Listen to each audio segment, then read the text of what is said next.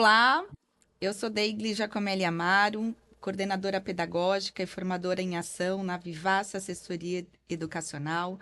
É um grande prazer estar aqui hoje conversando com vocês, conversando com a nossa linda, querida e sabida convidada. Já vou apresentá-la. Eu sou uma mulher de pele branca, cabelo crespo ao longo do ombro, dourado, castanho claro. Estou usando um batom vermelho, um brinco prateado, uma blusa vermelha, sentada numa cadeira com fundo azul atrás de mim. E estamos aqui hoje para conversar sobre corpo, movimento, experiências de aprendizagem, sobre o brincar no cotidiano da educação infantil. E para fazer isso, a gente vai bater um papo com a nossa convidada, Lucila de Almeida. Olá, Deiglis. Primeiramente, muito obrigada pelo convite. Eu sou Lucila Almeida. Olá, tudo bem? Eu sou uma mulher de pele clara, cabelos pretos encaracolados, olhos castanhos. Estou usando um brinco comprido branco, uma gargantilha também com pingente com detalhes brancos. Estou de vermelho e com um echarpe com detalhes circulares. No fundo, há uma parede azul e uma mesa com os livros. Lucila, vamos conversar um pouco? Bora lá. Lucila, olha, para a gente desenvolver o tema que a gente está querendo trazer para conversar aqui hoje, queria começar com uma primeira pergunta, bem simples. Como os bebês e as crianças aprendem?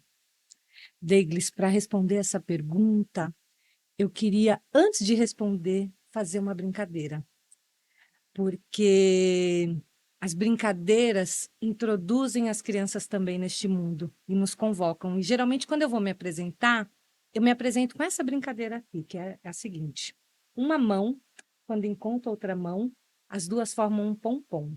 Pom, pom, pom, quem será? Dona Mariquinha pode entrar. Olê, olê, olê, olê, olê, olá. Olê, olê, olê, olê, olê, olá. Oi, compadre, oi, comadre. Deglis, você reparou que exercício que você teve que fazer para acompanhar essa música comigo? Né? Então, essa música te chamou para o centro do seu corpo, fez Uhum, você prestar atenção em mim, né? E uhum, pela imitação tentar aprender essa cantiga, né? Por que que eu estou fazendo essa introdução? Porque é assim que os bebês e as crianças aprendem. Mas para a gente considerar isso, é importante a gente primeiro ter uma coisa em mente.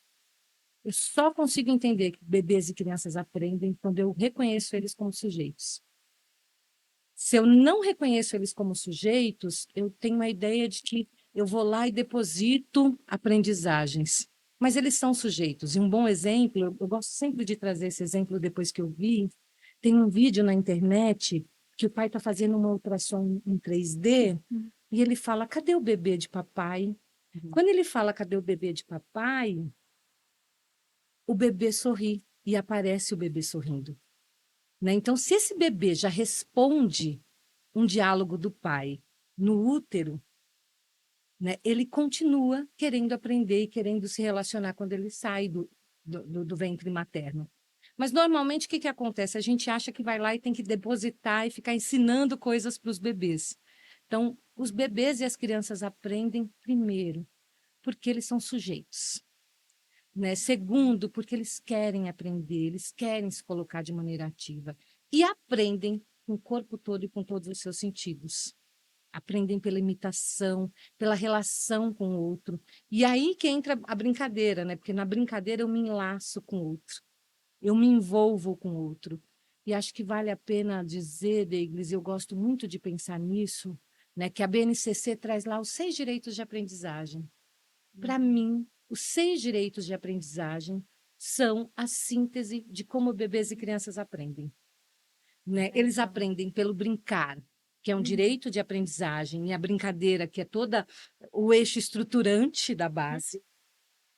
Eles aprendem, né, convivendo com o outro, eles aprendem porque querem conhecer, eles aprendem se expressando, né? Eles aprendem explorando, mas, acima de tudo, eles aprendem participando. Né? Então, acho que quando a gente pensa como os bebês e as crianças aprendem, é só olhar para os direitos de aprendizagens preconizados pela base, E aprende se expressando, né? A se gente expressando. precisa criar oportunidades para que eles expressem, garantir isso no cotidiano o tempo todo, não é, Lucila? E falando disso, já, né? A gente gostaria de dialogar um pouquinho com os profissionais que atuam na educação infantil e que experiências não podem faltar na educação infantil. Essa também é uma outra pergunta importante, mas que só pensando. Quando a gente fala de bebês e crianças, a gente sempre fala que existe um outro deste bebê. Né? Nós podemos ter até lembranças da nossa infância, mas a gente não tem lembranças da nossa memória enquanto bebês. Né? Então, algumas experiências são latentes. Né? A experiência da relação e da interação. Eu aprendo quando eu me encontro. É quase como se eu tivesse um espelho no olhar do outro. Eu me vejo como sujeito no olhar do outro. Então, a experiência de ser reconhecido como sujeito é a primeira experiência que não pode faltar. Né? Então, eu aprendo pelo espaço, pelos materiais. Então, eu preciso olhar que também a base me traz informações de experiências latentes para as crianças. Eu aprendo na relação com o outro, eu aprendo sabendo sobre mim. Então, se a gente olhar as crianças, elas sempre contam o que elas estão sabendo pelo corpo. Olha o que eu sei fazer, olha o que eu já fiz, olha como eu desenho. Né? Então, elas aprendem pensando sobre o que elas sabem do mundo. Então, aprendem sobre eu, sobre o outro, sobre nós. Né? Um campo de experiência, eu, o outro, nós. Elas aprendem também, acho que uma experiência que não pode faltar, são as experiências relativas às marcas. Né? Elas aprendem traçando, produzindo sons, descobrindo as cores. Elas aprendem pelos espaços, né? Pensando nas quantidades. Então, e elas aprendem também pelo movimento e pelo brincar. Então, algumas experiências latentes e fundantes, né? Quando eu penso sobre o movimento, e a gente fala tanto da autonomia, da relação, quando eu descubro o que eu consigo dar conta do meu corpo, com o meu corpo, eu também consigo saber até onde eu vou e não. Então, uma experiência importantíssima é que as crianças tenham direito ao movimento livre, que elas possam experimentar o seu corpo, descobrir como é que eu rolo de um jeito ou outro no chão, descobrir como eu engatinho, como eu pego as coisas. Porque se a gente for pensar, né, a gente gosta muito de dizer, os bebês exploram. Mas a grande pergunta é, como é que eles exploram? Pegam com movimento de pinça? Pegam com as duas mãos o mesmo objeto? Pegam um objeto com uma mão e passa para outra? Eu estou falando de movimento livre. Estou falando das descobertas do que eu sei fazer com o meu corpo. Hoje mesmo, por exemplo, eu estava sozinha em casa, foi um desafio colocar a gargantilha, né? Que é um movimento que os bebês fazem, pegando aquela formiguinha no chão, né? Ou as crianças descobrindo coisas e montando jogos. Então, as experiências estão muito marcadas nos campos de experiências que a base também traz, né? Pelos desenhos, aprendem pelas histórias, né? Para me saber e para saber pelo outro, nada mais importante do que as histórias. Né? Pelas histórias eu descubro como é que um herói se comporta, como é que é uma fada, como é que é um lobo. Né? Então eu aprendo pelas histórias, eu aprendo pela escuta, pela fala, pelo pensamento e imaginação. Outro campo de experiência importantíssimo. Então a gente precisa pensar experiências em que a gente converse com as crianças, brinque com as crianças, permita espaços para que elas possam descobrir o seu corpo e também descobrir os materiais, porque eu posso descobrir pelos materiais coisas como temperatura, texturas, cheiros, tamanhos. Então, acho que, de uma maneira reduzida, são essas experiências que a gente não pode deixar faltar, né? Quando a gente vai pensando em contextos, né? Possibilidades das crianças pensarem sobre os objetos, sobre o mundo e sobre si mesmas e o mundo. Né? Maravilha, Lu. Te ouvindo, eu fico pensando na importância de a gente fazer os destaques, né? Um dos direitos de aprendizagem é conhecer-se para conhecer o mundo.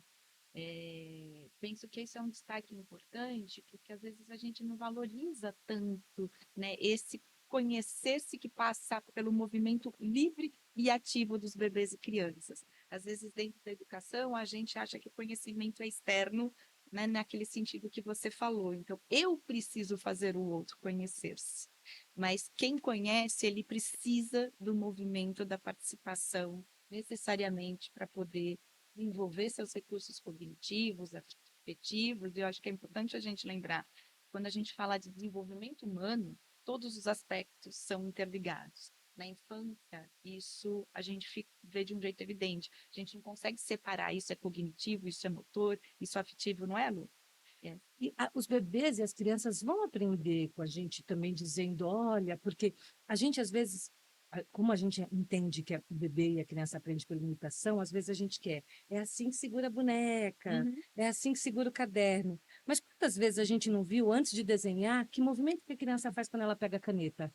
Ela quer imitar o gesto que ela vê o adulto fazendo, né? Então, Sim. acho que tem uma coisa importante, eles vão aprender com a gente também querendo depositar, mas eles vão aprender mais e melhor quando eles podem fazer por si mesmos e quando eles se sentem competentes. Então, você traz essa coisa do olhar, que é importante a gente poder pensar, quando você pensa nas experiências que as crianças precisam ter, o que que bebês e crianças têm para olhar no dia a dia nas Uhum. unidades? Né? Quais são as Perfeito. experiências estéticas? O que que eles têm para olhar? O que eles têm para tocar? Os bebês e crianças aprendem na inteira ação. Uhum. Nós, humanos, somos provocados a querer saber mais na medida que a gente se sente competente. Uhum. Porque quando a gente se sente incompetente, o primeiro desejo é a gente abandonar aquilo que a gente está fazendo. Acontece quando a gente está fazendo relatório, quando está escrevendo, quando está fazendo alguma coisa que a gente não tem tanto.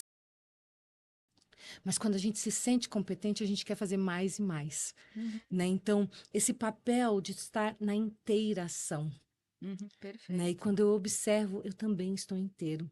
Essa quietude, né? Uma Quietude. quietude, mas que lá dentro está fervilhando. Acho que é bonito quando você traz essa coisa do olhar, que é para a gente poder pensar, por exemplo, quantos bebês e crianças aprendem olhando, aprendem É. tocando. É, Lu, você falando, eu lembrei aqui de dois pontos. Um deles é que quando a gente fala de olhar, a gente fala do olhar concreto, né, do olhar com os órgãos nos sentidos, né, mas a gente fala de um olhar que é aquele elemento que conecta a gente no outro e em torno. Porque eu estou lembrando aqui que eventualmente pode ter bebês que nasçam e que não enxergam, né? Mas essa relação e essa ligação, ela pode se dar, né, por via pela audição, pelo tato, mas é esse cuidado que nós precisamos ter sempre de estar na relação e provocando esse encontro com o outro e encontro com o mundo. E o segundo ponto que eu lembrei, né, do Piaget, quando ele vai falar um pouquinho de como que a gente constrói inteligência, e o Piaget observou sistematicamente bebês e crianças para tentar entender como é que se dá a construção da inteligência. Eu lembro que ele destaca que a gente constrói nossa inteligência a partir da interação com os objetos, com o meio, num tempo e um espaço. E quando a gente fala de objeto, tem uma passagem que eu acho interessante, que ele nos lembra que o primeiro objeto que o bebê encontra é um objeto humano, né? Eu acho isso de uma lindeza muito importante, que a gente encontra o outro que dá o colo para a gente encontra o outro que convida a gente para a relação. Estou destacando isso, mais uma vez, para a gente trabalhando naquela ideia de poder tentar entender por que a inteiração, a gente está fazendo esse destaque provocativamente, né, Lu? E a brincadeira é o que move o desenvolvimento e a aprendizagem com as infâncias e na educação infantil, não é? Deiglis, acho que é importante a gente primeiro limpar uma coisa importante. A escola, durante muito tempo, separou os sentidos. Né? Uhum. Então, eu só vejo com os olhos, o tato é a Perfeito. mão, né? O olfato é o nariz. Quem nunca se viu baixando o som do carro, para poder localizar um local que queria encontrar. Perfeito. Uhum. Né? Quem nunca disse, deixa eu ver, querendo pegar. Uhum. Né? Então, os nossos órgãos estão interligados. Acho que o primeiro ponto é da gente poder pensar que quando eu aprendo com o corpo todo e com todos os sentidos, é porque eles estão interligados. É. Né? E aí, estando interligados, eu também preciso pensar que essa coisa, quando você traz essa coisa do papel de estar enlaçado pelo outro. Uhum. Né? E daí eu trago a importância da brincadeira. Uhum. Né? Porque brincar vem de brinco, que um dos significados em latim é se enlaçar. E para mim a coisa mais linda, né, quando o bebê, por exemplo, ele descobre o outro, mas ele também está lá descobrindo, ele está olhando, aí daqui a pouco a mãozinha passa, porque a gente tem medo de cair ao nascer, né? Um dos únicos medos que a gente tem, e depois todos os outros são construídos socialmente. Ele está lá com a mãozinha balançando, de repente a mãozinha passa, imprimiu uma marca. O que é isso? E aí ele começa a olhar a mãozinha, põe a mão na boca. E é lindo quando o bebê, por exemplo, começa a puxar o cabelo. Uhum. Porque é isso, eu estou descobrindo que além da mão eu tenho cabelo, eu tenho outras partes do corpo, então ele está se enlaçando com ele mesmo. Que lindeza. Né? E para mim, ainda mais bonito é quando eles descobrem o nosso cabelo ou o nosso colar e se enlaçam na gente. Já vivemos muito isso, né, gente? Esse é o grande encontro. É. Porque primeiro eu me enlaço em mim e descubro o que é isso que tem aqui, porque eu descubro o pé, eu começo a chupar o pé. E aí é o grande temor das mães, né? Porque acha que as crianças vão chupar dedo para o resto da vida. Não. Esse dedo tem gosto, esse dedo tem uma textura, esse cabelo também tem uma textura. Mas quando eu me enlaço no cabelo do outro, eu estou descobrindo que tem alguém além de mim. E esse é uma das grandes potências do brincar. Se enlaçar consigo mesmo e se enlaçar com o outro. Por isso que o brincar é tão potente para as crianças poderem aprender. Porque quando eu penso no brincar, por exemplo, eu estou pensando nessa descoberta de que a mão do outro transpira, de que a mão do outro me aperta durante uma roda, está quente. Tá suando. O outro me provoca a correr. Nesse brincar, eu descubro, por exemplo, que mais do que esperar a minha vez no pega-pega, eu tenho que continuar na brincadeira depois do pega-pega, porque quem é professora de infância sabe que muitas vezes as crianças, depois de serem um pegador, querem sair da brincadeira. Uhum. Né? Então, olha quantas regras sociais eu tenho brincando com as outras crianças. Perfeito, Lu. Falando em brincadeira, assim, você consegue contar pra gente uma experiência que você teve como professora, que você lembra, falar assim, gente, depois que eu vivi isso, eu nunca mais vou esquecer, nunca mais esqueci da importância da brincadeira na educação infantil. Tá. Acho que tem uma coisa. Ai, tem muitas experiências, né? Eu comecei na educação muito jovem. E continua muito jovem. Eu comecei muito jovem e eu me lembro que eu garantia para as crianças as brincadeiras todos os dias. Porque, primeiro, porque eu tenho uma possibilidade de perpetuar uma cultura. Porque as cantigas e as brincadeiras eu estou apresentando a cultura deste povo. Uhum. Né? Então, tenho a possibilidade de discutir coisas como a consciência fonológica. Né? Então, eu vou pensar, por exemplo, a Rosa Redonda Saia, que é uma cantiga que eu amo. É só a rosa redonda saia, a rosa redonda bem, a rosa redonda saia, olha a roda que ela tem, olha a roda que ela tem. Percebe que eu vou brincando com essa métrica, com essa sonoridade, com essa cadência das palavras, né? Então, para eu poder aprender a escrever, eu tenho que primeiro criar os fonemas, né? Descobrir os fonemas, ter essa consciência fonológica para depois ter o grafema. Por que eu estou contando tudo isso? Porque as crianças descobrem tantas coisas, descobriram tantas coisas junto comigo e por meio das brincadeiras, mas uma das mais lindas era que depois que a gente brincava, eles descobriam assim: olha como meu coração está batendo. Uhum. Eu estou suado. Nossa, eu fico elétrico. Então, depois de brincar, eles ainda podem descobrir como é que o corpo funciona. Uhum. Sabe, não é lá na quarta série que eu vou aprender sobre o corpo humano, é na brincadeira. Ô, Lu, e te ouvindo, eu fico pensando, né? E os conhecimentos socioculturalmente construídos, né? É, Uma coisa que eu gosto muito é a definição de currículo na educação infantil, que é a articulação das experiências das crianças, então, disso que você está contando que as crianças vivem enquanto interagem e brincam com os conhecimentos socioculturalmente construídos. Porque essa cantiga traz muito conhecimento, não traz? O que que é roda? O que que é. Olha a roda que ela tem. Quando a gente escuta isso, quais são os sentidos de roda que vem, né? Então, aí mora conhecimentos que as crianças vão construindo por meio dessas experiências que apresentam a cultura e a vida de um modo Apresentam de uma maneira estética, além de tudo. Porque Isso. não é uma música batida, sempre com a mesma batida. Cada cantiga Uhum, uhum. tem um ritmo, tem uma Sim, sim, melodia. sim, sim, Então sim, tem uma sim, sim. experiência estética. E eu gosto muito de pensar, tenho pensado muito nas parlendas, nas cantigas, né? Por que que os sertanejos ou algumas músicas fazem sucessos? Se você reparar bem, eles são pautados em quadrinhas. Uhum, Né? A quadrinha é aquele quadro, são 4 versinhos, né?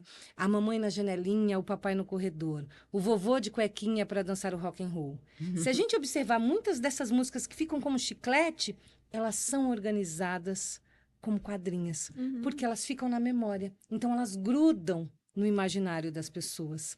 A brincadeira tem essa Perfeito, potência, porque a gente também aprende naquilo que ficou grudado na nossa memória.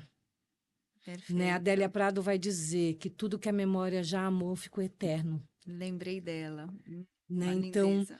a brincadeira traz a possibilidade da gente reconhecer que nós temos cantigas muito além da Cuca Vem Pegar. Uhum. Nós temos uma herança que também é importante a gente dizer quem foi que trouxe essas cantigas para gente. Quem eram as amas de leite que cantavam e por que que elas estavam tão bravas cantando para os seus bebês? Porque o seu bebê estava lá solto, enquanto ela estava segurando o bebê da dona, né, do engenho, Uhum. das sinhás. Uhum. Né? Então eu mesma cantaria que a Cuca vem pegar, porque eu queria pegar mesmo o meu filho.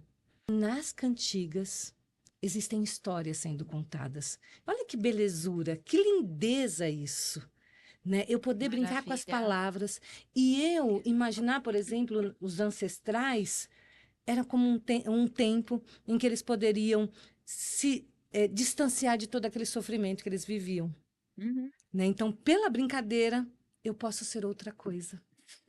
Eu posso imaginar que é uma potência, porque a gente brinca não só imitando o que está acontecendo, mas a grande delícia era imitar Xuxa, Paquita. É, Hoje em dia as crianças imitarem os YouTubers, porque eu posso descobrir que eu não preciso me contentar com essa realidade, eu posso sonhar outras realidades. Não é de uma beleza isso? é muito lindo. E quando a gente imita, acho que isso que também é importante, a gente imita e cria ao mesmo tempo, porque a gente traz para aquela experiência algo que é nosso, a partir daquilo que a gente observou e tenta reproduzir. Nunca é uma reprodução, porque é sempre uma criação. Porque parte da ação autêntica do sujeito que observou, compreendeu um modo de e experimenta, né, colocar seu corpo, suas palavras, pensando, né, em reproduzir, mas, né, essa situação vivida. Então, eu acho que isso é muito bonito também, né? Porque, assim, quando a gente fala, a gente vive num mundo de imitação e a gente precisa cuidar disso, do que a gente está falando de imitação aqui, não é uma imitação mecânica e acrítica. Bebê, criança, tem muita criatividade, não é, Lu? E a gente precisa cuidar deste equilíbrio Uhum. entre imitação e criação. Uhum. Né? Por isso que o campo de experiência, escuta, fala, pensamento e imaginação É traz para a gente fantástico. essa potência, né? De que imitar é potente, mas eu também posso criar. Posso, Uhum. né? E é como a gente ouvir uma história. Uhum. Ou quando eu leio uma história, eu posso ler a mesma história mais de uma vez. Cada vez que eu leio, eu vou descobrir novas camadas. Sim, sim, sim, Porque sim, ela não sim, vai ser sim, a sim, mesma sim, sim, história sim, sim, da sim, primeira sim, sim, vez. Porque eu também já sim. sou outra pessoa, né? Sim, ô Lu, agora eu queria pedir para você comentar um pouquinho. A Lucila de Almeida, nossa Lu, ela acabou de escrever um texto que se chama Mês de Janeiro, Tempo de Se Planejar, para o blog do Instituto Avisalá. É um texto que está bem legal, recomendo vocês lerem.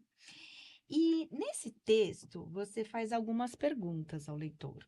São elas: como queremos que os bebês e crianças de hoje sintam-se acolhidos e respeitados em toda a sua completude? Como acolher numa perspectiva de acolhimento para todos e para cada bebê e criança? Como temos planejado, isso aqui é importante, né? Introduzindo nós adultos no mundo do planejamento. Como temos planejado para que cada bebê e criança sinta-se acolhido a partir das suas próprias histórias?